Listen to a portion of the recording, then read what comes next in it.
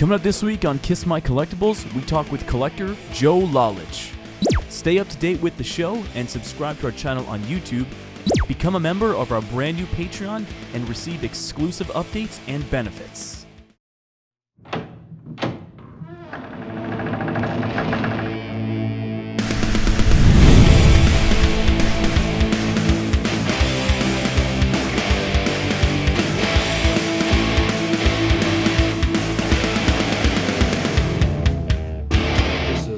Kiss My Collectibles podcast, but you knew that.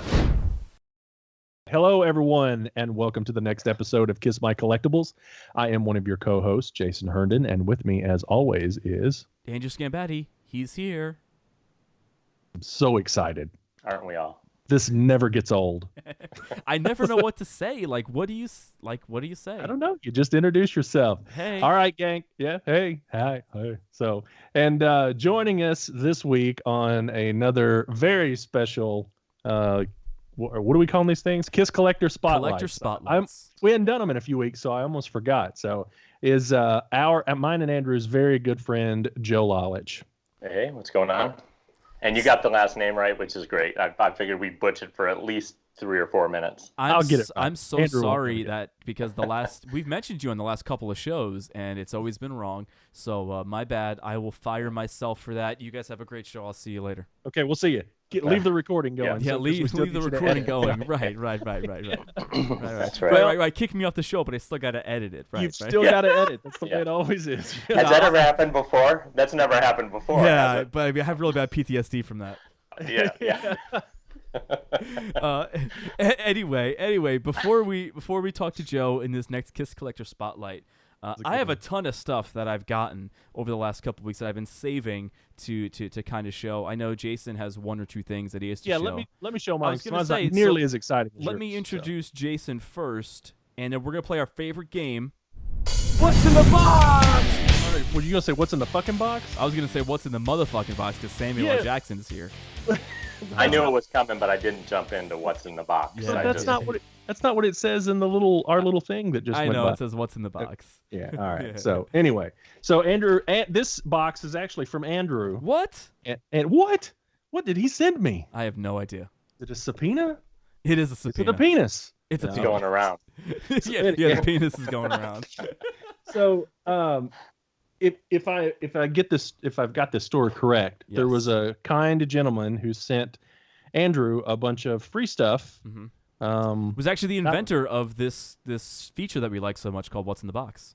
Okay, and there was a piece or two in there that Andrew was very gracious in saying that if I wanted it, I could certainly have it to add to my collection, and I want to thank you, Andrew, for. Hey, I told you, man. It's a very. I was really touched that Sean Few sent that to me, but you said that you wanted it, so hey, man, pay it forward. That's right. So, and of course, what this is going to do now is it's going to cause me to have to get the other 3. But this, usually you see the Halloween costumes from '78. They're in the little boxes, that have the window. I don't have one here to show. But then there's these other versions that are quite a bit harder to find that come on these Collegeville costume hangers. Oh, yeah. Okay. And these did not come with the masks. I believe you had to buy the masks separately. And it comes with the costume. Very cool. Hey, I haven't seen that in a couple weeks. Yeah, it's been a couple of weeks. I've been holding it in this box to do this What's in the Box sessions thing, whatever. So anyway, this is the part that's really cool because these things are not easy to find. These would absolutely get thrown away much quicker than, say, a box that said Kiss all over it because these don't say anything. They say nothing. They say nothing about Kiss. So, so these are cool to have. And so now I've got to get all 4 of them. So yes, you do. That's all I've got. So there's no Kiss nomenclature on there at all. So when you say the other 3, it's just 3 more of that to put the costumes on them, or that's correct. Yeah, that's correct. So I would assume that you could probably find those, with any costume that Collegeville put out back then. You would think. But again, these probably got thrown away much quicker than those actual boxes that the costumes came in. So, I'm sure they're still hard to find no matter what. Got it. Yeah. All right, so Your turn, Andrew. Yeah, I got quite a bit of stuff to show, but I got a box from Jason. That's right. Are we gonna play What's in the Box again? We are playing What's in the Box again. I haven't even opened this. I just got home. The box is still wet from being outside because it did rain here in Cleveland today. And what's cool about this box... Oh, sorry, You do Gene. that every time. Episode I knock it over. But what's cool about this box is going to go right back to Jason. Oh yeah, that's right. Is this an empty? Did you send me an empty box? No, it's that's the. All right, so it yeah. is version 1 of the End of the Version Road 1. tour book. Woo! Yes, sir. Hey, if my ticket stub's accidentally in there, send it back with it, okay? Nope. Okay. Nope. Hey, very, very, very cool.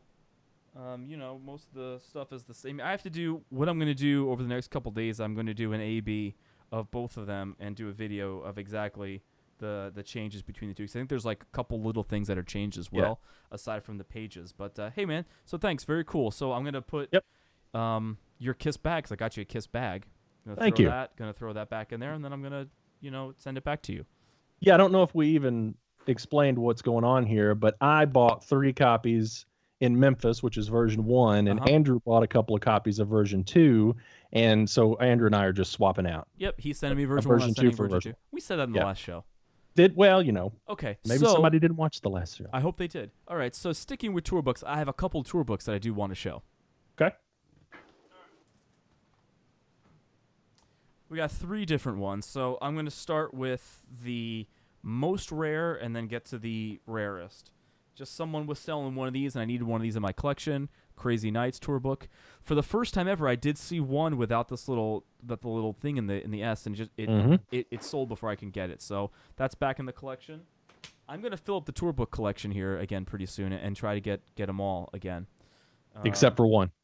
The Revenge. Is there any sort of percentages that we know about yet with the little yellow sort of outline? Is there any sort of guess as to when that stopped? Any sort of city that stopped in? I don't even know. I don't have a clue. I just know that I've never seen it until it was on eBay about 3 weeks ago. I had never seen it before, never one time. Interesting. And then I finally saw it. So then, completing my Alive Worldwide tour books, it's the Japanese one. So let's turn to a good page. Nippon. So there you go. There you can see the Japanese text right there. It's the same as version 2, just has Japanese text. So, version 1, no live photos, and version 2 has live photos in there. So, but yes, very cool. Glad to add it to the collection. And the most rare The good is one. the Creatures of the Night tour book. That's right. So I just got this from a friend here in Cleveland who went to the show, and then, he had it for a bunch of years, and I guess he's selling all his Kiss stuff. So I got this Creatures of the Night tour book. Congratulations. Very excited. And then and then the very last thing I have, not rare by any means, but this was one of the first things I got when I got really heavily collecting and heavily into the band in 96, 97, was this Faces magazine.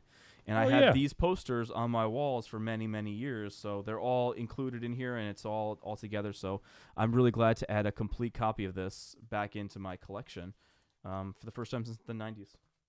So I actually lied. I have one more thing that I want to show. And it's great that Joe was on the show to help me do this. So back in 2012, I was able to attend the grand opening of the Kiss Monster Mini Golf. And I was able to attend the meet and greet. So I got Gene, Eric, and Tommy to sign this really cool Alive 35 poster. But I never got the Paul signature. Now, last night, Joe helped me finally complete this poster. So check it out. Of course, it's rolled up. It's rolled up the opposite way, but here we go. It's not a rare poster by any means, but you could see there's the 3 signatures up top, and then there's Paul down there by his armpit. So very, very cool. Many thanks to Joe for getting that for me. And very cool. I've been trying to sell it for years because it was missing the Paul signature.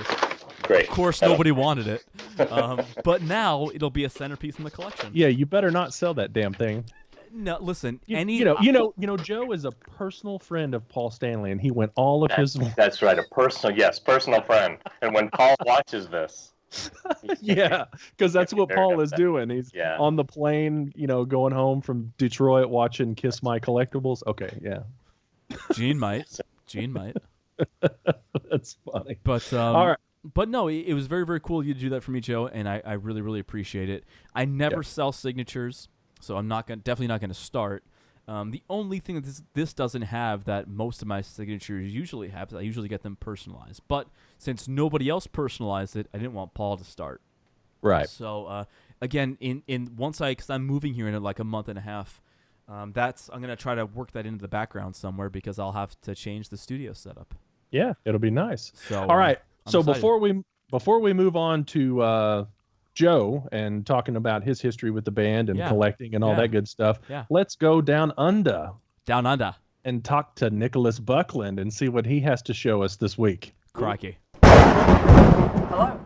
Most of you know that in 1980, Peters released in Australia a box of ice creams in grape, raspberry and lemonade flavour, and it kind of looked like this. I mean, you've probably all seen it. This is my one. It's sealed in plastic to keep it in a bit better quality than what it would otherwise be, and on the back you would get each member. You can see there's the Gene one. Some kids kind of colour that in a bit, but I don't mind. It's kind of cool still. Anyway, that's that. Oops, held it upside down, but we are in Australia. There's something else from this era, which is actually from our sister country, New Zealand, which is this little sticker here. And this is from Tip Top in Australia, a bread company, but Tip Top in New Zealand, I'm told, also make ice creams. Now, while there weren't any Kiss New Zealand ice creams, they did have a series of stickers that came with their ice cream blocks, and this is obviously a Kiss one from that year. What does it say here? Just let me take my glasses off so I can read it. Jelly Tip is the type there. But anyway, it may or may not be official. I'm pretty sure that they would have licensed the photo. I think there was ones like ABBA and a few other ones inside. But anyway, I think that's a really cool little collectible, and it doesn't get enough attention as say the Australian ice creams do. I like it. What do you think? Thanks so much to Nicholas Buckland for coming in and doing these little spots. I can't wait till he actually finishes his book, and then he can come back on and be the third full-time knucklehead. That's right. Because we got two full-time knuckleheads, and then we got always a part-time knucklehead. That's right. We could find time. Yeah. So should we get on into discussing with Joe his history with the band? I didn't even know that Joe was a Kiss fan. I mean, this is the first time I'm ever seeing this guy. I've never. Who knew?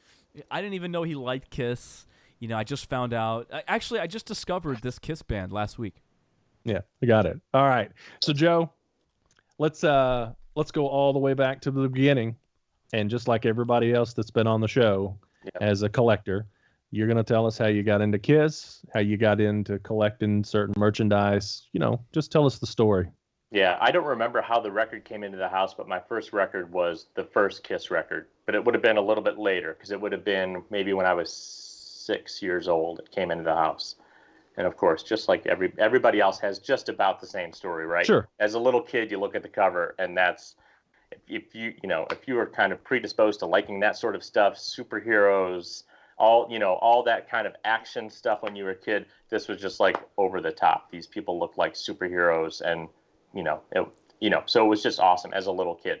So that immediately got me started on the track to collecting. And I remember I had a little plastic record player when I was a kid, and I burned out that. I actually still have it, and it's signed by the original four. That was one thing that I have all the stuff from when I was a kid, but that was the original record. And I think, Jason, I've seen your copy of Destroyer and how you have a love for it no matter what condition it's in. Yep. This thing certainly isn't in mint condition by any stretch, and it's a later pressing. But man, to me, it was like that's the one that I have to get signed, because that was the first thing that I had that meant something to me. And what year would have been, 6 years old for you? 77. 77. Yeah. And so that's first album. Right around that time, and I did one of the Gene Simmons vault experiences here in Detroit, and I brought in some of my stuff from when I was a little kid to show Gene. I have a little Gene jacket. I mean, the thing is, it's tiny, and it's got a Kiss patch. It's got the double platinum patch on the sleeve, and I've got a picture of me, a little Polaroid of me as a kid, dressed up as Gene. So I was kind of showing him this stuff, and he thought I wanted it signed, and I was just kind of saying, hey, this is kind of my experience with you. And he just started taking stuff and signing it. So now my photo as a little kid has Gene's signature. But it still cool.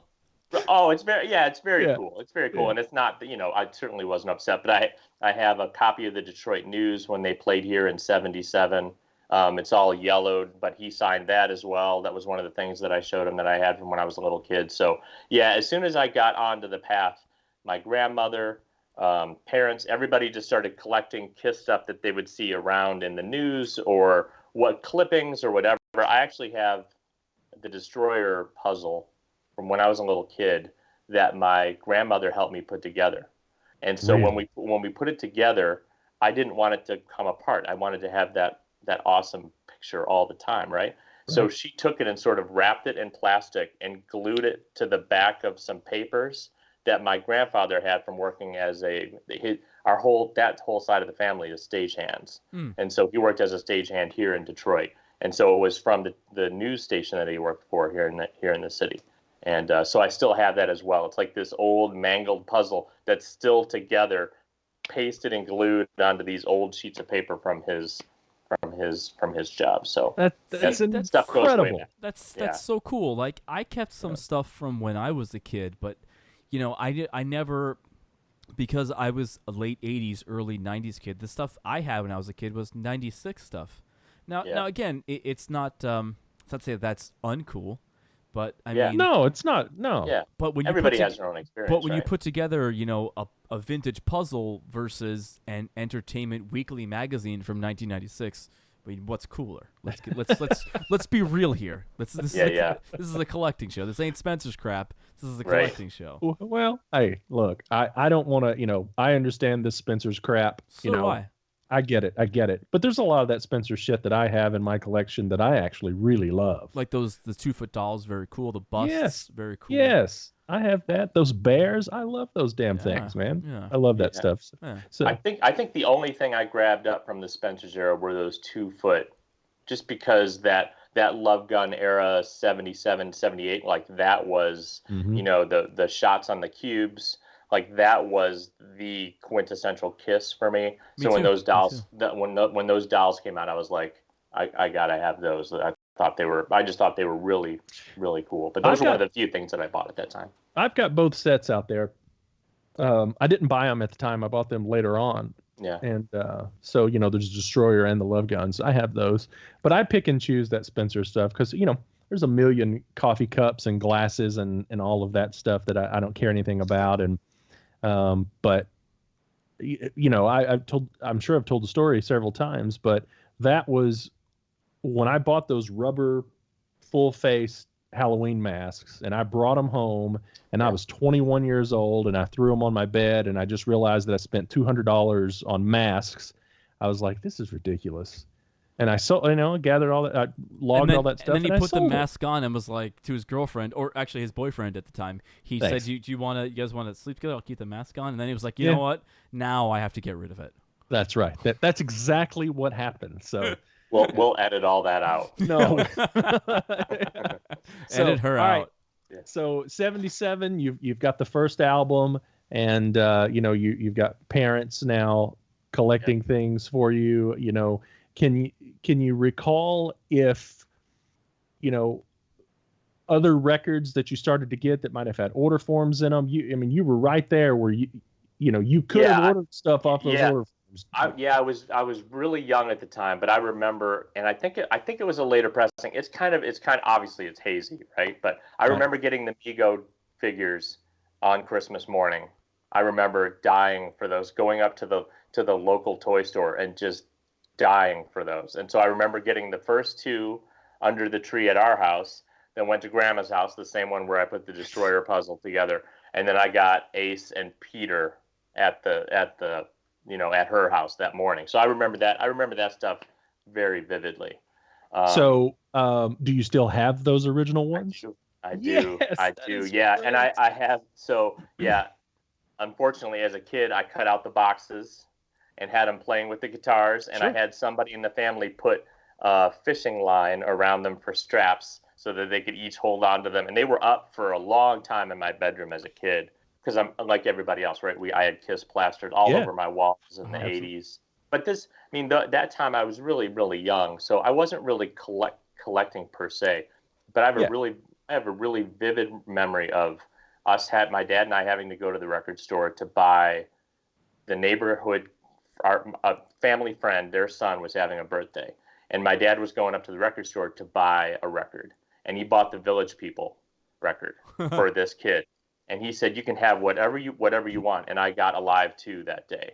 And so that might have been like 79. So probably a later pressing. I can't remember if that had the order form in it or not. But what I do remember is I took it home, put it on my record player that was in the sun. And it warped the record. So I played the hell out of that thing. And actually that one did have the order form in it because I then was taken back sometime later to get another copy. Got it home and thought, get the booklet, I'm getting the tattoos again, and it was just the plastic sleeves of the repress. Oh man. But those are some of my very earliest Kiss memories. That, and like I said, that side of the family where my grandmother lived, her son was also a roadie. So he became a stagehand in Detroit and worked every show that rolled through Detroit at any time. And I remember I think it was 79, right? They played the Pontiac Silverdome, 79, 80. 79. 79, yeah. So I remember being 8 years old and begging to go to that show, and my parents just wouldn't let me go. Oh. But my uncle came home and he had picks that he had gotten off the stage, and he had the sponges that fell from the ceiling. So cool. Yeah, so in my case back there, I've got the sponge, and then I've got backstage passes, and then from every show from there on out, he got me guitar picks at every show. So I've got, Creatures, Vinny, like all the stuff. Whenever they came through Detroit, I've got all the picks from the stage from him. So let's see. So the Pontiac Silverdome, 1979. I think it was supposed to be July 13th and 14th, but I think only one of the nights happened. Does somebody want to check? Should we go on to kissmonster.com to check if I was correct? You can check if you want to. I'm sure you're correct. I'm curious now if I actually am correct. You have all of those odd dates in your head. Hey, I got nothing else in there. He's like, I'm just guessing. I'm guessing it's oh July my God. 13th. It was July 13th and 14th, and the 14th was canceled. How did I know that? I know, because you're a dork. Yep. There you go. Yep. There you go. So that was that show. So anytime Kiss would roll through, my parents wouldn't let me go see them because I was still too young. But my uncle would bring home. I have backstage passes that he used on his, work shirt or whatever to break the place down or build it, whatever they were doing at that time. And then he would grab picks and all the stuff off the stage. So that kind of kept the momentum going on all the collecting stuff. And I still have all that cool. In a binder. Good. From when I was a little So kid. let me ask you because it brought a question to my mind. When was the first time you actually saw the band? Yeah, so my uncle's working the show in 1985 on the Asylum tour, and my parents say, as long as you keep an eye on him, being my uncle, we'll let him go to the show. So my dad takes me to the record store to buy tickets. We get tickets, and we're there so early and so fast, we get obstructed view because they had started selling like almost behind the stage to go, and they were starting to go around. But at that point, their popularity had waned, obviously, and there wasn't the huge line for tickets. So we essentially walked in and got tickets so early that there were obstructed view. We went back and got different seats, and they just swapped them out. And so we were right on the side of the stage for the Asylum show in '85. December 13th or 14th, 85. Sounds about right. Yeah. Let me check. Where are you going to go for that? Kissmonster.com. One of my favorite websites to go to. Now, I know around the time because December 15th, 1985 was the Madison Square Garden show. Their big return to Madison Square Garden since the Dynasty Tour. Cobo Arena, December 14th, December 14th, 1985. Booyah! That's the one. And that, if I'm not mistaken, that's one of the few concerts where there's some footage, right, on the Asylum tour. You guys are way more into this side of it than I am. Correct. But I believe I have it burned into my memory that at the end of the show, Eric Carr comes out from behind the drum kit. He has sticks, I believe, and he's going to run up the lightning ramps on one of the sides, and he trips and falls running up the staircase. You are correct. And so that's what I remember from that show. Like that is burned into my memory. You are correct. And then so he falls up the steps in Detroit, and then the next night in New York City, my friend, we call him Little Stevie, the stairs were so close to the outer bowl that you could almost jump onto the stairs and run on the stage. So the Madison Square Garden show in '85, there were people running on the stage during Rock and Roll Night. Wow. There you go. That's awesome. Awesome. There you go. All right, so as far as collecting goes, Yeah. I mean, obviously, you finally get to see Kiss in '85, and I assume that you probably continued to see them from there on out, or I did. Yeah. I've never stopped. Yeah, almost every time they've come through, up until kind of recently. Like I didn't see them on the Def Leppard tour here, but almost. I mean, I'd say 90% of the shows that came through, I was. Yeah. So did you start doing any like really, collecting, in the late '80s, early '90s, kind of like a lot of people started. Did you go that route, or I did, but I didn't get into a lot of the. So I had the order forms that would come from wherever these order. There were these collector groups, and the order forms would show up somehow through wherever I don't know where I got them, record stores or whatever. So I would every now and again I would send away for some of that stuff.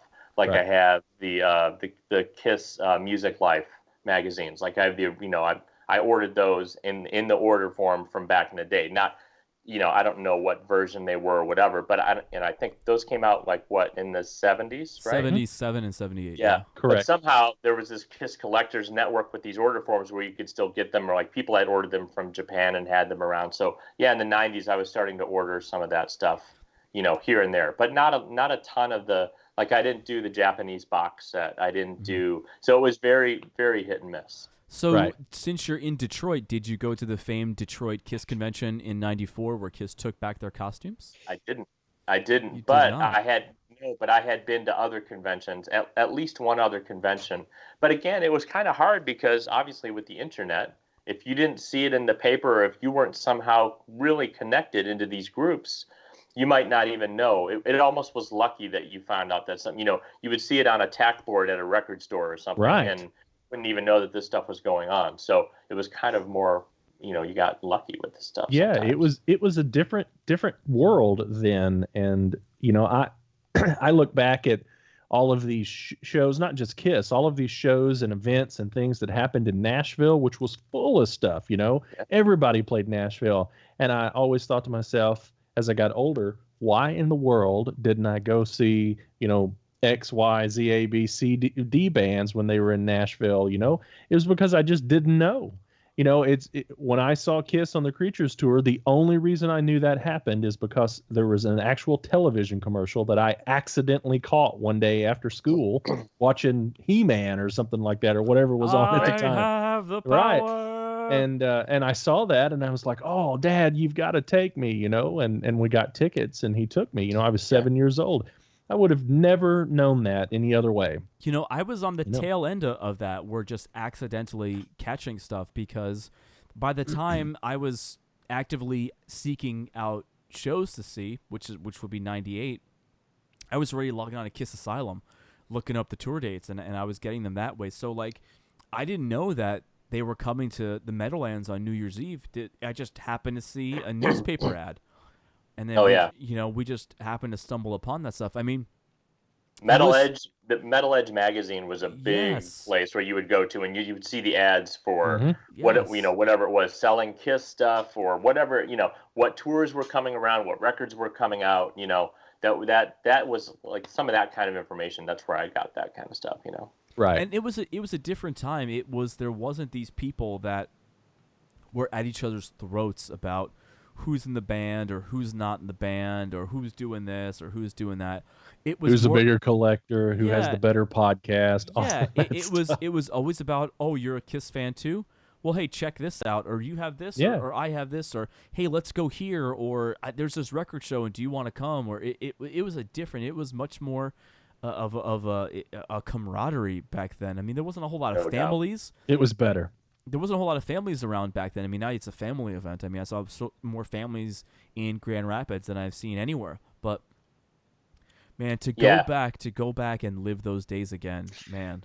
I just don't even recall any kind of stressful situations, with KISS fans or anything like that. No, it was easy. And when you ran into other KISS fans, it was the coolest shit going to those conventions, those official conventions, and being around all those people that paid $100 to go in there and see all that stuff for 12 hours.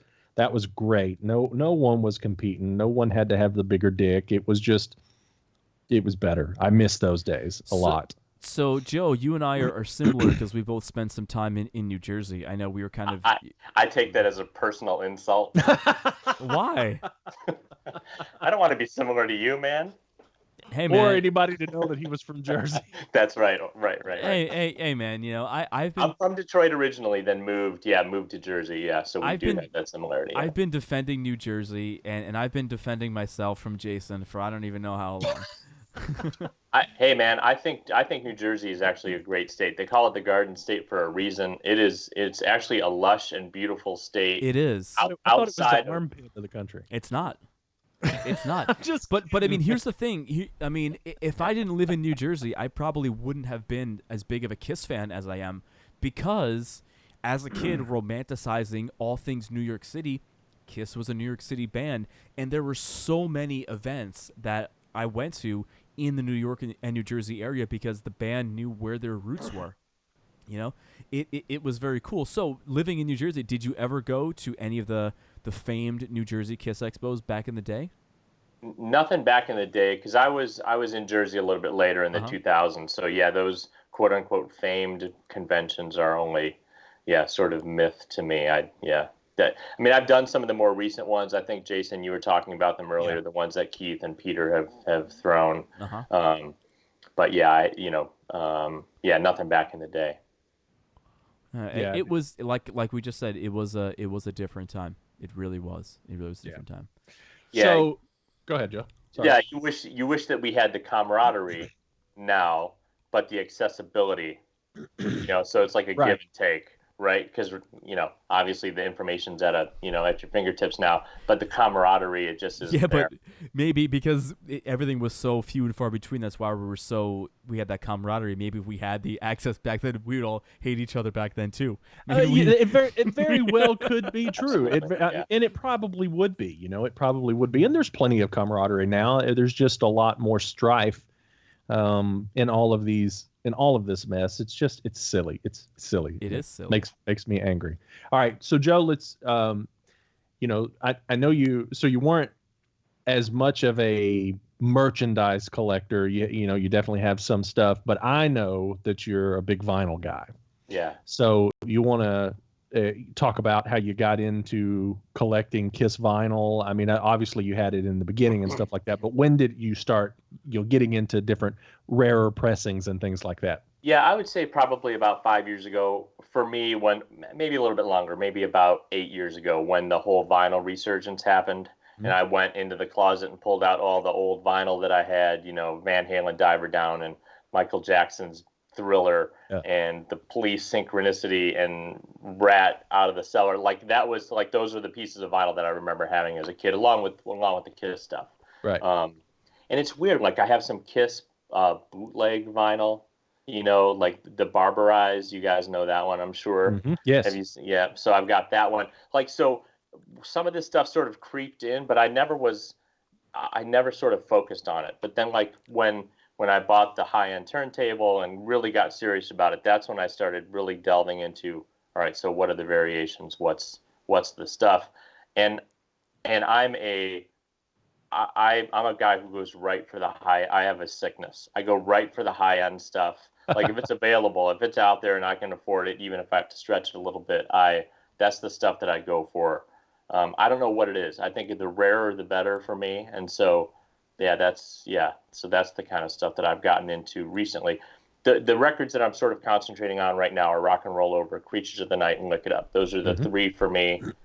I love all their records to some degree or another, but those are the three for me that for some reason I've sort of focused on and started getting as many of the variations. Sure. Now, are you focusing on them because those are your three favorite records in the catalog, or is there any specific reason why you're focusing on those particular ones? They certainly are three of my favorites, Right. for sure. I wouldn't say the favorites. I know that, with like Alive 2, there's just so many of them out there. Dynasty is one of my favorite records as well, but there's so many out there that it just seems like an insurmountable. I mean, look, any of it seems like an insurmountable task because there's just so much of it out there. Right. And we keep finding new stuff all the time through, collectibles and Jason through your Facebook groups and Wax. Yeah. So yeah, it just stuff keeps, you'll never, it's never ending. And I know that some people, hold on one second. I know that some people want to be completists, but there's so many records out there that it's insurmountable. So I've kind of gone for the rare stuff, and I picked a couple of records and sort of focused on those. So do you have the Dynasty version where it is improperly cropped, where you can kind of see the straitjacket photos? Do you have that one? I don't. That's one that I'm looking for. Yeah, for sure. I saw it on eBay once. I saw it on eBay twice in the same week. They both of them went for $40, and I know one guy in Kiss My Wax got both of them, outbid me on. So, it's kind of like finding the Alive 2 misprint listed on eBay when someone just puts up an Alive 2 and they have no idea what they have, and you look at and you get it for $30 or something like that. Yeah. I look for that kind of stuff. I'm not ever a guy, Jason. I think I've heard you say this before. I've never been the guy who's gotten that lucky and found anything that's crazy rare. I've never found the tour book inside any of the none of that. That stuff just never. The poster, the promo poster is never inside the. It's just never happens. The luckiest I've ever gotten, and I've said many times, is I've gotten 2 Alive 2s for misprints for under $40. Yeah. That's the luckiest I've ever gotten. And he wouldn't even sell one to me when I was looking at the time. Would you sell those? Would you sell one and go, there's something else in the catalog that I really want? I know you've said that one is cut corner and one's not. That's right. But is there any, like if you had a third one, now would you flip that and try and buy something else, or would you have because I know with the instinct that you have. You know me, I'm a hoarder. I have a hard time getting rid of anything, Including garbage. Kiss my ass, Andrew. So I had 6 Couldn't hear of you these. weren't on the microphone. I had 6. Oh, I said kiss my ass, Andrew.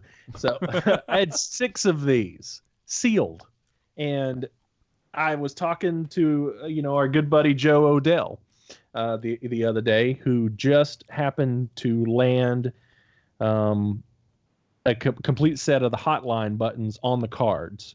And he had all the Hotline buttons already uncarded. And so he was like, I'm looking to get rid of these, Jason. Are you interested in them? And I said, yeah, how much do you want for them? That's what I always say, because I'd rather pay for something. I don't want to trade my stuff. Sure. And he was like, nah, I'd rather trade. What do you got? And I said, I don't think I got anything, Joe. And he said, well, I know you've got a bunch of those orange Ace Indie exclusives. And I was thinking, yeah, I got 6 of them. And it took me like a month to go, yeah, man, I'll trade you some of those Ace records. Why would anybody hesitate that? Why do I need 6 copies of that? You need your head examined is what you need. So I traded him. He took three of those, and and he's going to get them and resell them and make his money. And which I don't understand. Why wouldn't he just let me pay him money? I mean, I don't know if that's what he's going to do, but that's I assume that's what he's going to do. Sure. And so, I traded 3 of those Ace records for those complete set of the Hotline buttons. Now, back to the Alive 2, the misprint Alive 2. Yeah. Those 2 records are something that I wouldn't ever think about getting rid of because one's cut corner and one's not. Yeah. And it's much harder to find the non-cut corner. Yeah. That being said, I have since, and I don't know if I've talked about this, I did trade one of those off. What? You did? Wow. I did. That's a big step for Jason, Andrew. Yeah. It's a big step. We should all. I'm going to come to your house. I'm going to kick your ass. What did you trade it? I traded it for that. Can you see that? The Dynasty thing? I can't see it on my screen. I can't see it. I traded it for this. Oh yeah, I've seen that before. Yeah.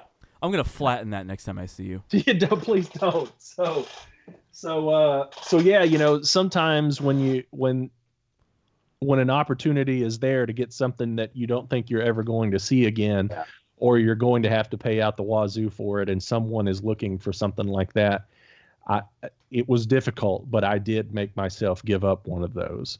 Yeah. And so yeah.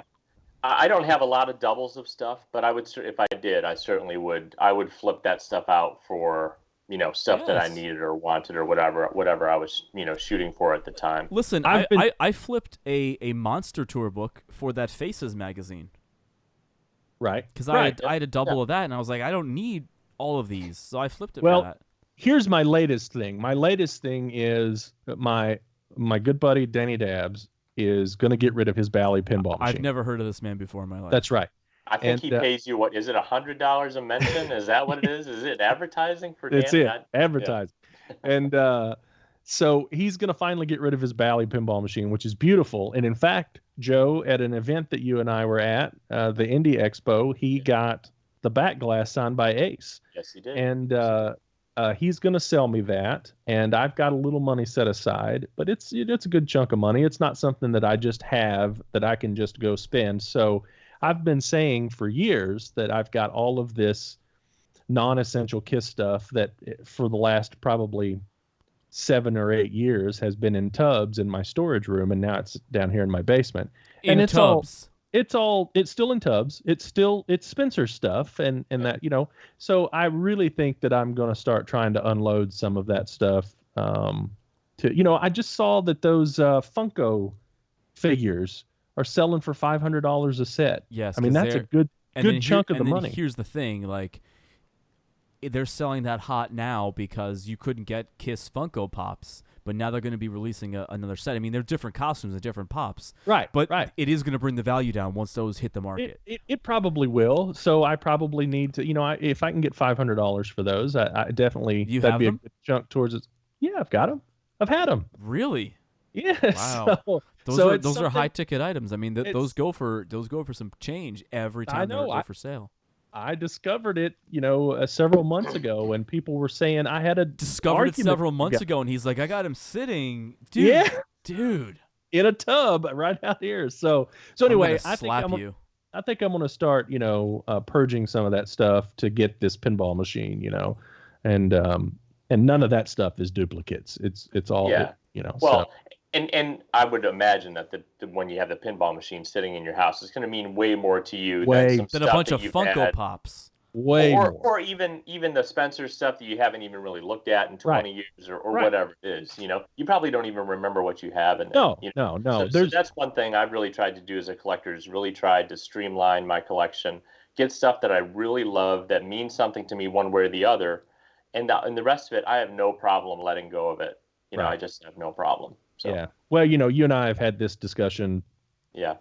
Many times. It is very difficult and it's not just KISS. It's anything that ties me to my childhood, especially being an only child and both of my parents being passed away.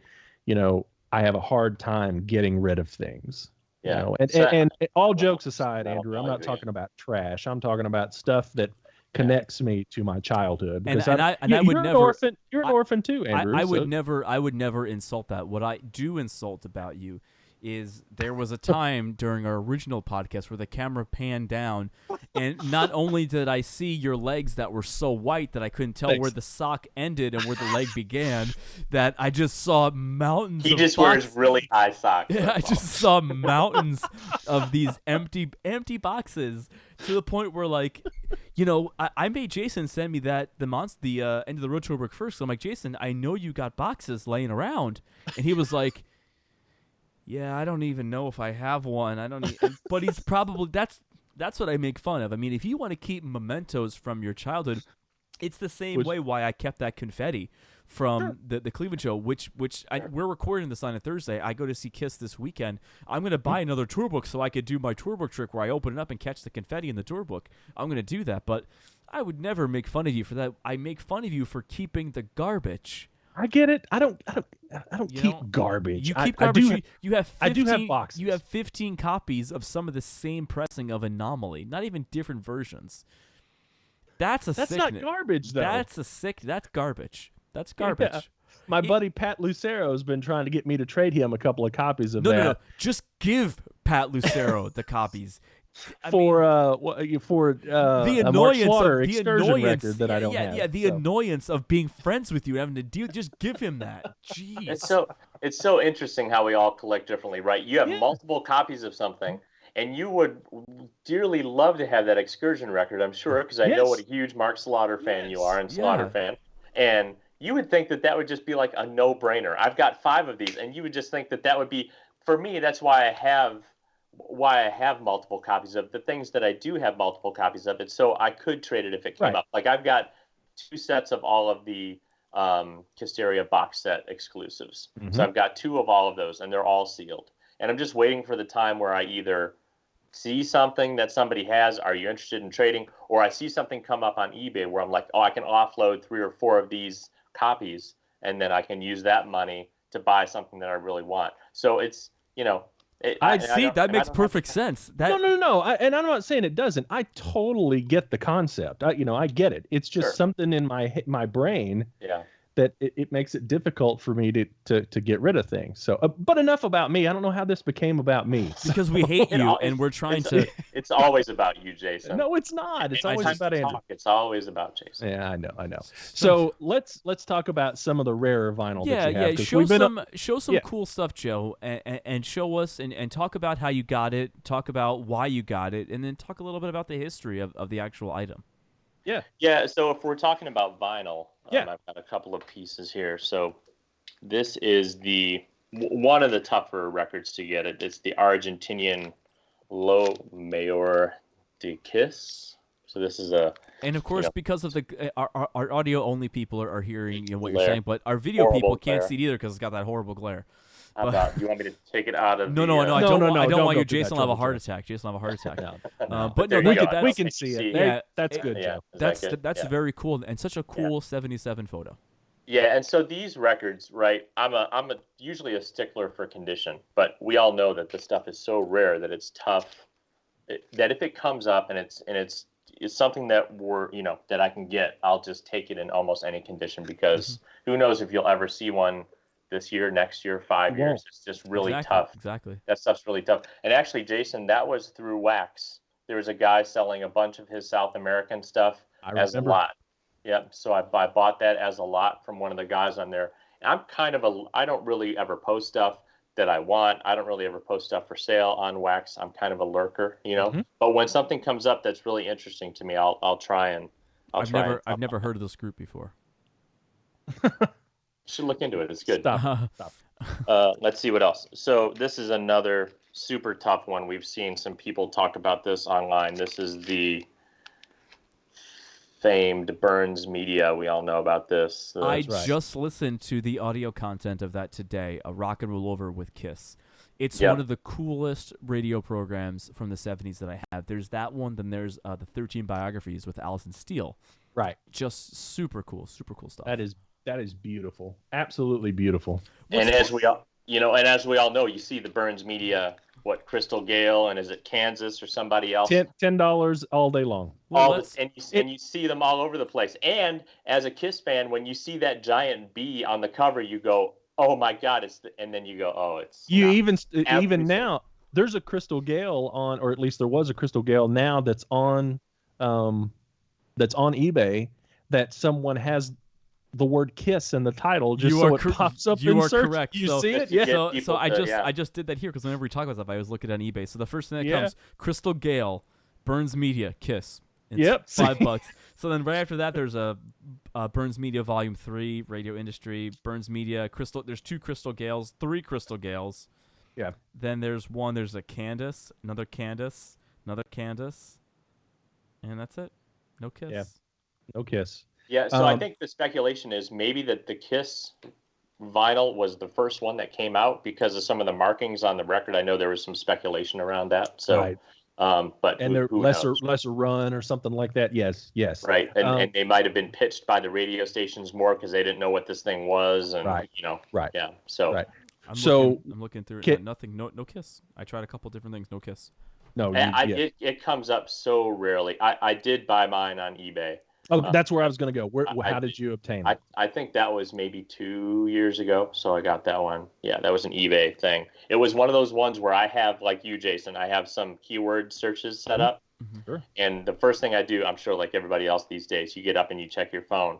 And I got an eBay alert, and I went to it immediately, and I saw all these people watching, and I thought, man, if I don't jump on this right now, somebody's going to. So it was a buy it now? So it was a buy it now. Yeah. So I just bam. I just did it. Yeah, because I know that that's one of those ones again that it's going to be so hard to find. I haven't seen one since. I've never seen one. I mean, I've seen Mark Cicchini's when I went to his house, and I've had I've seen him show his. Yeah, I had a really crappy copy of it. I guess somebody taped it off the radio, and it was really crappy. I had that for years, and then I finally got a mint copy of it, which was super awesome to listen to. Yeah, it's interesting dropping the needle on that thing and listening to it. It's pretty cool. And then so the last one of the big three, I'd say, out of my collection. I was gonna play it real here because I have it on my phone. This is the white Australian double platinum. This one's so cool. This one's a tough one. I know that even people down in Australia have searched for years and even decades for this thing, and it just so cool. Yeah, it's cool to see it. It's cool to actually see it in person and look at that. I mean, Double Platinum is one of my favorite compilations, and it is the only Hysteria exclusive LP that I own in my collection. It's very cool. Yeah. So about the white Double Platinum in Australia, I have, so I sell vinyl for a living for a distributor, right? Wait, you do? I had no idea. Sometimes you got to reiterate, Andrew, because people come in all the time and say, "Hey, this is the first time I ever watched your show." I know, but I like to pick on you. New listeners, yeah. So I sell vinyl for a living for a distributor, and I have about 50 between 50 and 60 customers in Australia that are record stores, and a couple online, but most of them are record stores. Some of the biggest record stores in Australia. Several years ago, when I first found out about the white, double platinum, three years ago or something like that, I sent an email out, through my work to all of those Australian stores, and I said, "Hey, have you guys ever seen this with photos? Have you guys ever seen this in your stores?" Out of all of those stores, only one had ever seen it come through their store. Only one, Utopia Records, and they had it twice. Wow.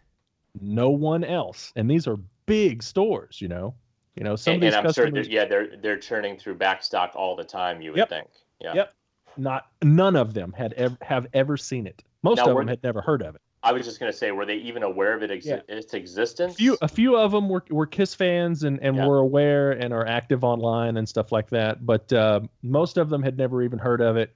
But all of them said, "I've never seen." Everyone, the people that responded, that had a conversation about it said, "Isn't that supposed to have a silver cover?" So they're aware of double platinum. So I see. I think it would stick out in their head if it wasn't. So anyway, it's tough to find. And that one was through Collectibles. But the person that I got it from was selling another item that I was interested in, bought it from them. And you know how just discussions come up like, "Hey, do you have anything else? Or are you selling, what do you, but this and that and the other?" Yep. And then, so they were like, "Oh, well, I'm, kicking around, thinking about getting rid of this, but I got to get this much for it." And, the fun started from there. But so that's how I came across it. So a couple of these big finds. It's great being in these groups because there's really, other than eBay, it's really hard. Discogs, I've gotten some stuff from Discogs, but that's a little bit more of a crapshoot. You kind of cross your fingers and hope that, because with eBay, with PayPal, and there's a lot of seller protections and stuff, and they almost always take the buyer's side of things. And so you're very well protected that way. With Discogs, it's sort of like, "Hey, here's the cash." But all my Discogs purchases have been they've gone over well. There's so much, and we talked about this early on when I was starting Wax. There's so much misinformation, and a lot of people only use stock photos on Discogs and things like that. So you get the description, and you got a stock photo, and you're like, man, I sure hope that's what it is. Sure. Right. Yeah, the photos are incomplete or grainy, right. and they won't send photos, or it's hard to communicate, and because you're dealing with people maybe from South America, or sure. or just people from anywhere that they just don't know what they have. Right. Exactly right. Exactly right. So I have a want list up on Discogs all the time, scanning for some of the toughest stuff, but this stuff only comes around. Very few and far between for sure. So, so those are the big centerpieces of the vinyl. You can see like this, this second row here is Kiss stuff. And I've got one piece that's pretty cool is that Japanese box set. I've got a dead mint, like off the presses version of that box in the plastic that I recently just upgraded. And it came with the original wrapper that it came in from Japan. So really? It's got cool. like the wrapper, so I've got that as well. So it's stuff like that. Like if I see a piece, that's where Jason, we're talking about how we collect. If I have something that I haven't personally gotten myself or doesn't have any sentimental value for me, in other ways, then I'll certainly upgrade if I can. If I found a Lo Mayor de Kiss that was, in much better condition, and I could flip this one, buy that one for a couple of $100 extra, I would certainly do it to try and upgrade, condition. See, if I had 2 copies of Le Meilleur de Kiss in my collection, I would find it almost nearly impossible to get rid of either of them because it is so rare. Yeah. And it's just like, I would have trading that off PTSD automatically. Right. But for me, it would have to be something that was commensurate in value. You know what I mean? I was supposed to go down to Jason's house for these Vinnie Vincent concerts. Which I still haven't gotten my money back, by the way. They never happened. I mean, I heard that Vinny opened a pizza place now, and he's going full shred in cheese. That's what he's going now. He's going full shredded cheese. But anyway, with the mutz. Yeah, but the fresh mutz. The fresh mozzarella. But here's the thing. Like, had I went to Jason's house and we were going through this stuff, I probably would have punched him in his sleep because he probably just. You would. Yeah. Well, first of all, I have OCD in dealing with the mess that's there. I don't even know what I would do. But just going through things, he would have stuff that he has no idea what he has. He has no idea. That's not true. I don't think maybe you have, but you have no idea where it is. Now that's true, but I'm very, very good about knowing what I have. I rarely double up on something. Buy something where I'm like, man, I didn't realize I had that. It's very rare. If I double up on something, I did it on purpose.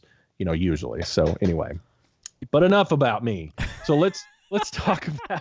All right, so see how it's never about you, Jason. Yeah, but all right, so Joe, you showed these really awesome vinyl pieces that you have, and I know we're going to talk about more of actual physical items that you've collected, but sure.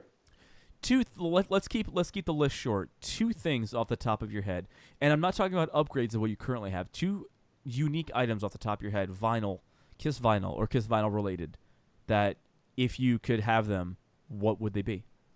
Well, it's really only one because I feel like everything else you'll probably stumble across at some point, somehow, some way or another, either through groups or. Jason Herndon, do you want to answer this one? Go ahead.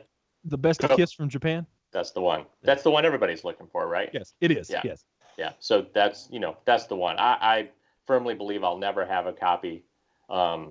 But there's some esoteric stuff. Jason, you and I had a discussion recently about the Rock and Roll Over Blood Splatter cover from Argentina, right? There's a promo version of that I'm looking for that I feel like could be as tough to find. You know what I mean? It's just sure. It's just not maybe as well known. But some of these promo things from South America are tough, and they go for really high dollar. Like I've got 2 copies of that, with the different labels and that kind of stuff. But the promo version of it, I don't have. So, that for me as a completist, that's something that I would want to have in the collection. I feel like I saw somebody post 3 of those, not too, maybe in the last several months, but I wonder, I don't know if one was a promo or not.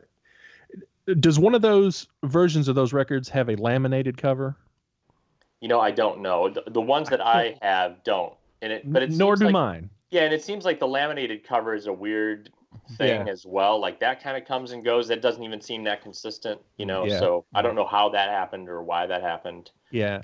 Somebody posted they had they said, that their collection was complete on that record, and and it was 3 of them. So I don't know if it was a promo and then the 2 label variants, or if it was a laminated cover and a non-laminated cover and something like I just can't remember. But it's funny because that Blood Splatter record at the beginning, it sort of for me was kind of a holy grail record, right? And for some reason, it seemed like that one's become, it's become a lot more common than I think it was even maybe 5 years ago. Sure. This is a feeling I have. I don't really have any data to back that up, but just from looking around, it seems like that one's gotten a lot more available out in the market, I think. Yeah. All right, so let's talk about. I know you've got some couple of high-end pieces. Show some stuff. Show some cool stuff that you have. Some high-end merchandise pieces. Yeah. So one of the cool things. I mean, this is the newest, brand new, hot off the sort of the Kiss presses, as it were. Went to see the End of the Road tour at Little Caesars Arena last night in Detroit. Was lucky enough to do the guitar meet and greet with Paul Stanley. Mm-hmm. So I was able to get the Ibanez beautiful PS version. Yes, that was. It's called the PS10. PS10. Yes, PS10. So we had Paul and I had a little discussion because they send you a sort not a questionnaire, but it's sort of a piece that you have a sheet that you have to fill out. What do you want Paul to sign on your guitar? And I thought, and Jason, you and I had talked a little bit about this. What should I? What lyric? Is there a lyric? Is it, is the beginning of Black Diamond? What is it? And I just figured, I just want to have him do a clean signature and the date and the city. So that's what I ended up going with. But so that was a cool piece. And then along with that, I had some other things that I needed Paul to sort of wrap up one of the 4 signatures. So this was one of the things that I was talking about that needed to get signed. But it was to me, it's one of these sentimental things, Jason, like like we were talking about earlier, where it's not in great condition, it's wrinkled as you can see it. But I had it as a little kid. I got it at a record store, flipping through one of the binders of the 8x10 glossy photos of all the bands, and so Paul signed that last night. I had gotten Ace and Gene and Peter previously. It is. It's awesome. It's awesome. Are you gonna frame it? It's cool. You can probably see I've got a couple of those ubiquitous IKEA glass cases back there. And so it's the kind of the collector that I am, is the things that I have, I just want to display, and I don't have much more than this. I've got some other things around the house, but that's kind of it. I got some things in the basement, but so it'll just go in that case back where it was before I had Paul sign it. And then I had gotten this piece signed by Paul as well. Super cool. See that? Very old school. It's got to be 75, maybe. It's actually 74, and I think that was the quote unquote the facial day that they went and they got all those facials from that magazine. Yeah, I remember the magazine session for that. Because there was a spread in that. Was it in the Kiss years or was it in Chip Rock's book? No. Was it in the early years or was it Chip Rock's book? It's in one of those books. Yeah, where there's multiple pages of them all getting is that where Ace has the Mother's T-shirt on? No, actually, Mother's was a live music venue back in the day. But it's in one of those books. It's either called Kiss the Early Years or it's in Chip Rock's book. It's in one of those 2 books, which I'll have to bring down. I have all those books. I just don't know which one it's in. Still very cool photo. Very cool photo. And then as far as other pieces, you can Andrew will maybe put a photo in for this, but you can kind of see it. I'm in the background here. I've got a flight case that I came across on Craigslist here in Detroit. No way. It was a local recording studio. Said, we've got a Kiss flight case, and of course my bullshit meter goes up immediately, and I'm like, Sure you do. So does everybody else, right? With a stencil and a spray, whatever. So I'm looking at it, and it had, it's got the Kiss logo, as you can kind of see it there in the background. Again, hopefully we'll throw a photo in there, but it's worn. It looked, when I got there, it was, it looked like it looked totally legit. It's rusted, it's beat up. It looks like it's been through the wars. Has all the markings, I was still unsure. I bought it from the guy at a really reasonable price, not knowing, because I was like, I don't know if this is you don't really have, he gave me the guy's name, who he got it from, who he said was a roadie who had worked throughout the years in Detroit and all that kind of stuff. You never know. So I went to the Gene Simmons Vault Experience here at John Barbados in Detroit and took that with me and showed it to Gene, and I said, "Does this look familiar?" And he's like, "Oh yeah, that was one of the cases that we use, and here's why it's got the markings on it that it does." So I'll take it. I'll take Gene's word that it's the real deal. But it was one of those things that I went out on a limb for and thought, this is almost too good to pass up. And I remember I had seen a flight case on eBay years ago, and I thought, oh, that would be so sweet to have, and I passed on it, and it was sold. And so I'm glad to have something like that back in the collection. Just to be humorous about this, I'm going to do a Craigslist search live on the show right now for Cleveland and do Kiss, just because I just want to show you what comes up, because stuff like that, maybe someone who's listening has never used Craigslist before or has never looked for Kiss stuff on Craigslist. So we're going to go Cleveland. You're giving away all of our secrets. That's right. There's no secrets left. Let's be real here. The information is at the tip of your fingers, so the information. Okay, so the first thing that comes up is a Silvertone guitar for $1,000. Okay. Of course, we have a Silvertone for $1,000. Silvertone guitar, and then of course tickets. Yeah, I've almost stopped looking recently because it's been all about the tickets for the shows at this point. Yeah. Okay, Kiss vinyl albums. Let's see if there's anything in here. No pictures and just lists a bunch of albums. Okay, not doing that. Tickets. Okay, here's the first thing. Kiss concert poster. Dillon Stadium, the Dynasty Tour, June 25th, 1977. Okay, tickets. So basically, what I'm trying to illustrate here, it's just all garbage on Craigslist for Kiss stuff. Yeah, you certainly have to be persistent. You have to go back and check, and yeah. But wait, let's look at Facebook Marketplace, because I really want to throw, garbage in the ringer. Okay, this is great. I'm really glad I did this. This is awesome. Kiss cardboard life-size cutout posted in Cleveland about a week ago.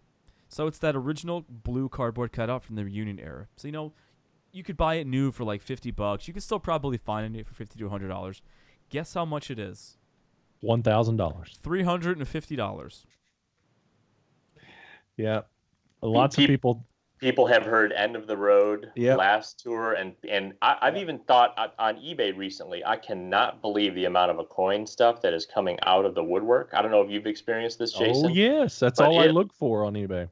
But it seems like the crop of stuff that's come out is stuff that you just don't see, like the necklaces and the jewelry and the rings, and that is some high dollar, the jeans and the vests and that's all the same guy. Is it all the same guy? And he's a guy in Tennessee. So I know his name. He's not involved in any of the community at all. He won't friend anybody. He's not in any of the groups.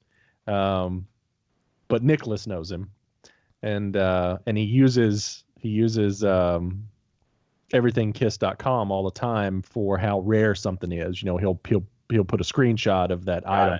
But that's Slayer Forever, and I know his real name, and I'm not going to mention it. But he's got a lot. He's got a couple of pieces of image clothing on there right now for $1,500 a piece with the tags on them. They've clearly never, ever, ever been on a sole, never been in a washing machine. Yeah. Wow. It's mind-boggling. It's just interesting. And beside that stuff, there just seems to be so much more coin stuff just coming out of the woodwork. I think people were waiting, or they've just decided that now's the time to fire sale this stuff. He was the same one that had the Paul and Ace signature necklaces up. The Ace is still up, but the Paul sold for $1,200 immediately. Wow. $1,200 for one necklace. Yeah, that stuff is crazy. So here's an interesting piece. It's actually in Lincoln Park, Michigan. How far is that from you, Joe? Not far. So it's a 95-96 convention poster, and it lists all the convention tour dates. I think it's the convention tour dates, but it says conventions on it, so that's why I think it's a convention. It's this. Can you see that? Can you see that post? Yes. Oh yeah. Seen Yeah, that yeah, poster But many it says times. featuring live and in person, and it lists the original members, and it's signed by the original members, and they are clearly legit signatures. I think actually, that- I actually have that poster, Yeah. and I have it signed. That I got that they did a small show at Club Rain, I think it was the Palms Casino, Yeah. some years back, right after that horrible Great White tragedy that happened at the club. And then Kiss was playing this tiny club. There couldn't have been more than, I don't know, it was like hundreds of people. It was tiny. That was and the in club was set. March of 2003. I don't know. Go to kissmonster.com. Let's see. So hold on, let me try to think of the date. Like- It's late March. I'm thinking like March 28th, March the rails. 29th, 2003. Let's. Man, I am going to have PTSD from you going to kissmonster.com so often. on So this thing. So many things have happened to cause PTSD. Yeah. March 16th, 2003. So I wasn't that off, but it was at the Palms. So that was it. Yes. That was the Palm show. So that was actually being sold at the merchandise Right. tape, because I think it was leftovers from one of the reunion tour That's right. type runs. Yeah. Yeah, that was something you could easily order. But anyway, this is So- for $1,000. So that's going to be a hard no. No. And All then, right, so And then just one more thing, because I see these very Please. frequently. I promise. Last thing, this is humorous. Last thing, I see these. There are to people. you. This is gonna be humorous to the audience too. All right, we'll see. So Andrew, how you many should start your comments I own have to you delete. should start your own podcast where all people do is watch you surf the internet. 'Cause it is scintillating podcast Riveting. material. it's It riveting is because riveting. I just always want to be the host. I but- want to take my eyes off it, but I can't. Yes, but I see these on eBay and I see these in groups all the time. It's just people selling those first McFarlane figures, and in this one, it's not even a set of 4. It's Peter, Ace, and Paul, $100. And scene. Good. So, Joe, there's one. I know there was an opportunity that you had last year, I think, sometime where you were working on a project with Ace. Yes. And you got to go to his house and get him to Did. sign a bunch of stuff. I did. But one of the things you got him to sign as well was a guitar, right? I did. That was actually in Indy. That was in Indy. That you and I did, Jason. Okay, was yeah. Okay. That one was in Indy. But yeah, if you want to hold on one second. Yeah, if you Absolutely. got it, Yeah, I let's totally want to see show that. it. Yeah, Yeah. Let's show it. That's a lot of cool looking vinyl back it there. is. It is. As you hear the strings make the noise as I take it off of the stand, but here's this bad boy. Oh yeah, buddy. It's beautiful, and the Ace signature is beautiful too. So, for our Yeah, he was audio really only cool. listeners, is that the Budokan model? It is not the aged or relict version, but yeah, it's Yeah. Still When we very knew we cool. were going to get this opportunity, I had to jump and grab one of these and. Yeah, he had signed a lot of stuff that day, and especially during that time period. And but yeah, it was, he was really cool about being very respectful with. I think when you bring up a guitar, I think they're the money that's involved. I'm sure to get that kind of stuff signed, and they're usually really cool about that Well, stuff. because there Yeah. were people that were getting like pick guards signed back in the day, and then throwing the pick guard on any guitar, and then Right. trying to get top dollar for that. So it's You very, still very see it all the time. yeah. So it's really cool that Ace did a really good job, clearly, on that guitar. So Yeah. it's nice. so very, very cool. So you have a Paul and you have an Ace guitar. Do you need a Gene bass now? I honestly think that last night, the end of the road tour show for me in Detroit, I think that's it as far as tours, meeting them. I think that's not for any other reason than it just seemed like such a great experience meeting. I did the Paul thing, the meet and greet, and I just felt like that was was maybe it for me. Yeah, I think that's So, well, okay, I understand that, and we'd talked about this before, but I mean, do you mean that's it for meeting any member of KISS for you? I mean, what are you going to do if we go to Indy and it's Peter Criss? Well, it's kind of interesting because I kind of all the stuff that I needed to have signed by the original 4. Paul sort of he's like we've talked Right. about. He's tougher to get these days than He maybe is. the other 3. Ace and Peter seem like they're going to be doing some kind of appearances here and every now and again. Gene, I'm sure will be doing stuff somewhere somehow, and he always seems to be happy to sign. Maybe not the Right. exact way you'd like him to, but Nope. he does. or where you want it, or with what marker, or what, he'll do whatever. But Paul seems like he's the toughest one to get. And again, going back to that completist stuff that we were talking about, if I have 3 of the 4 on something, it just you just completed something for me, so you know how that feeling is. So you're saying if you if Peter Criss is the special guest at Indy this year, and I'm not suggesting, folks, that he is. I'm just saying, how awesome would that be if he was, since it was Ace last year? Right.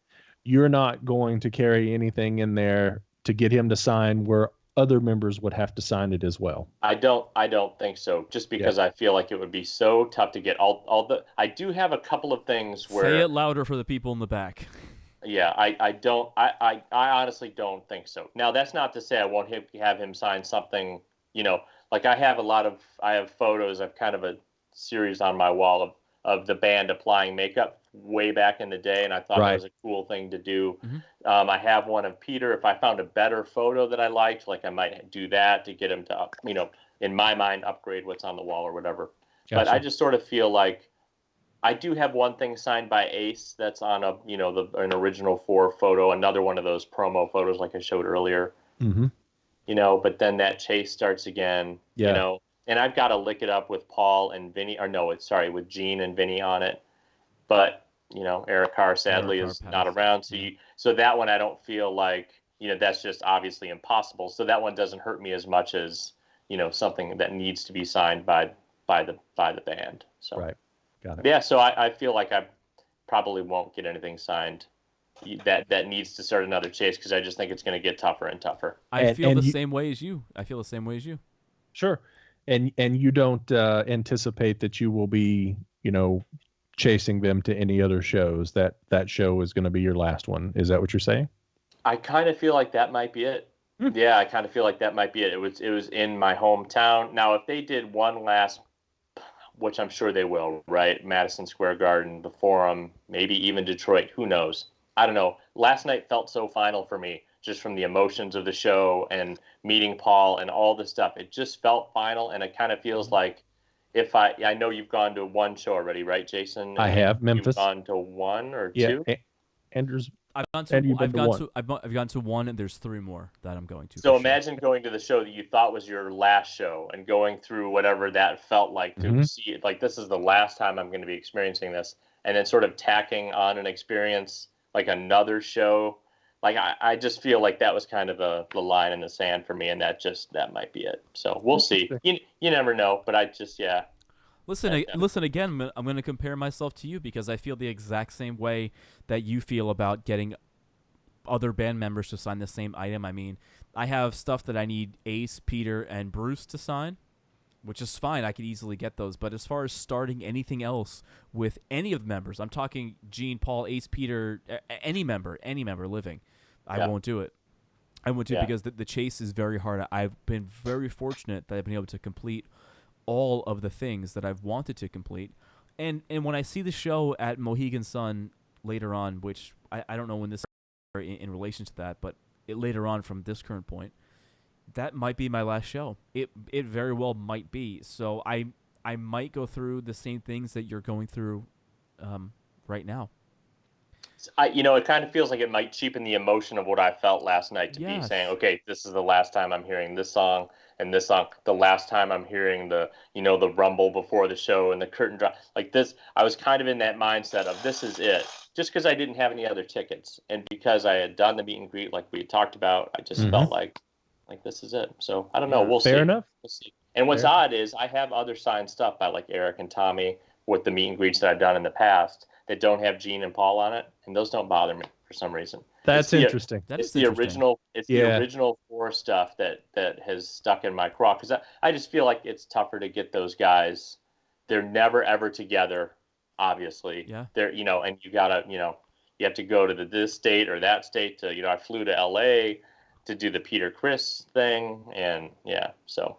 Yeah, I've had to do it. I've showed it before on many episodes, my original LP that's signed by all 4 originals and Bill Coin. It took me a long time to get all the signatures on that. Then I also have the solo album pull-out posters from the remaster CDs. It took me a while to get that stuff. It took me 19 years to get the first album promos signed by all 4 members. Paul being first in 1998, I think. And That's and funny. then the last, Paul was the and first then one Peter, for me. And then Peter being last Same. year. Same with me. Yeah, that's the same. So. That's very funny how it was the same thing. Do that, but it's interesting because I'm gonna go through the same thing that you're going through here in a couple of weeks. I know it. I do. Yeah. And it might be the same for me. And I'm saying that now because everybody knows the end of the road is happening now. Everyone has seen the dates, and everyone knows that there's also not a second go around of the United States, but they're doing more U.S. dates after they get back from Europe. That's correct. Here in the States in the summer, and they're going to be sheds. It's about 75% sheds and 25% arenas. See, they're close enough. They're playing a couple of shows that are close enough to me that when I see them in Birmingham. See, I've got Nashville and Birmingham coming up. Uh-huh. When I see Birmingham's the last show of the first leg of the tour in the U.S. Uh-huh. I'm pretty sure that's not going to be my last show. Because I do anticipate that I will go to Indianapolis and or St. Louis because they're both on a weekend. Yeah. And I think I'll be able to get do that. And if they do play one last hurrah and it is going to be some kind of spectacle or something like that, I can see myself buying tickets to see that, so. Yes, but for me, there was some value in saying, like, I could prepare myself. This is the last time I'm going to see them. This is the last time. Because, Jason, you might see them in Birmingham, and you might not ever get another shot, and you might not even be able to know that was your, So there's something about being able to soak it all in. For me, the production is different enough.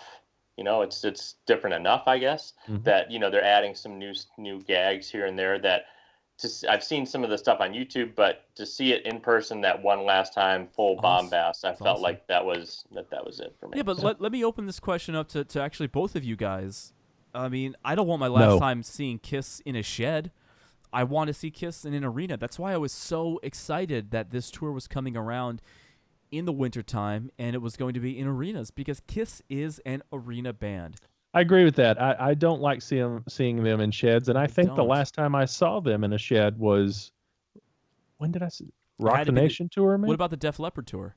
Oh, they did Bridgestone. No, they did Bridgestone. I saw Arena. I saw them in the arena with Def Leppard. So I think the last time I saw them, me personally, in a shed was all the way back on the Rock the Nation tour. It's been a long time. You're lucky. Yeah. Well, the thing about Nashville is, shortly after, probably about 12 or 13 years ago, they tore down our large shed, Starwood Amphitheater. They tore it down.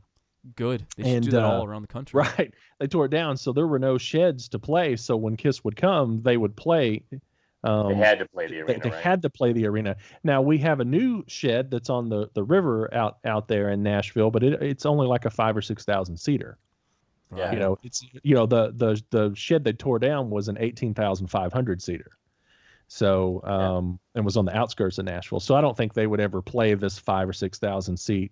Even though it's a beautiful place I've seen Journey there and 3 or 4 other bands, and it's a beautiful place to see bands. But I've been lucky to see them in arenas every time since the. You are lucky. And it almost seems like they almost always have to scale back the production, at least at our shed here in Detroit. Oh yeah, needs to even be here way in Cleveland. Scaled back, from what they typically do. I know there's times where Gene hasn't flown, and there other things just because of production constraints. Right. Well, I mean, the stage is there. It's in place. So how do you, you're taking your arena stage with you. How do you make that work in a shed atmosphere? Well, you've got to pull some stuff away. Right off the bat, they're gonna get rid of that awesome intro that Eric has during Beth. He's not gonna be able to rise up from the stage floor in a shed, and I don't want to see that. I remember when Motley Crue was going on their final tour, the first go around was at a shed here in Cleveland, and I go, I'm not going to see the roller coaster drum set. I wanted to see that,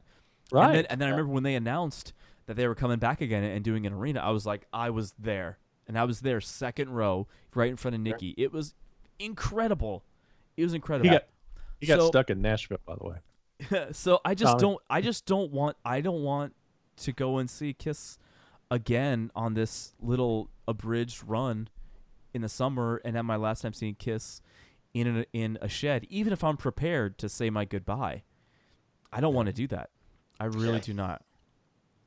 I'm not going to turn down an opportunity to see Kiss. I don't care if it's on the side of the fucking road. So. Neither am I, but like I selfishly don't want that to we agree with you. I would much rather not see them in a shed. Unless I've seen that. But anyway, we've gone over a lot of different really cool collectibles that you have, Joe, and we've gone over vinyl that you wanted. Just to kind of wrap up, talk about one or two pieces of merchandise, like actual merchandise, not vinyl. One or two pieces of actual merchandise that you don't have that you would like to have in your collection.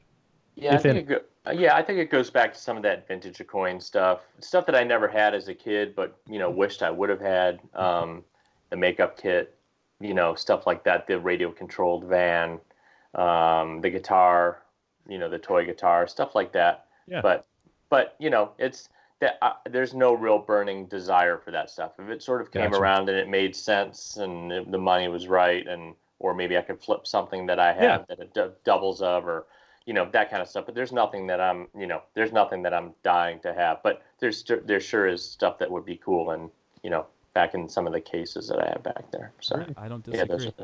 Yep. Listen, Joe, you have an open invitation to come back on this show anytime you'd like, just to kind of shoot the shit with Jason and I. We love talking Kiss. We love talking collecting. We still love this band. And we like you. And we do. You do fantastic work. You. The feeling's mutual, gentlemen. You're a fantastic graphic artist. And, Thank you. I appreciate it. And I wish you nothing but success in all the things that you do. I appreciate it. Thank you for having me on. I always love hanging out with you guys. And, yeah, man. Yeah, shooting the shit, as you say. Shooting the shit. All right. Well, thanks everybody for joining us. Thank you, Joe, for coming on, and everybody, we'll see you on the next one.